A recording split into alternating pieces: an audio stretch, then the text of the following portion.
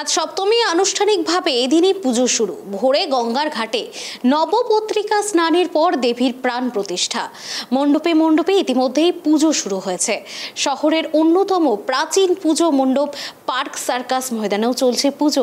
দেখুন।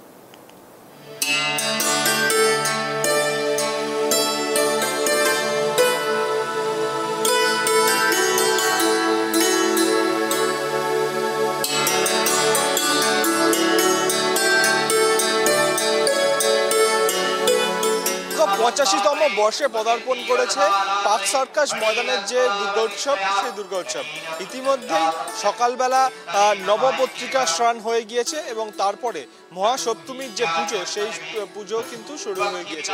আমাদের সঙ্গে রয়েছেন এই পার্ক সার্কাস ময়দানের যিনি যারা উদ্যোক্তা, তাদের মধ্যে একজন, তাদের সঙ্গে আমরা সরাসরি কথা বলে নেব।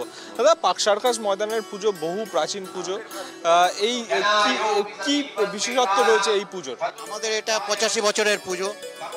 আমাদের সামনে একটা পুজো হয়, সেটা 74 বছরের। এটা আমাদের অনেক ঐতিহ্য আছে। এটা আগে আমাদের পুজোটা হতো রাস্তার ওপারে, তারপরে আমরা ময়দানে আমরা চালু করেছি।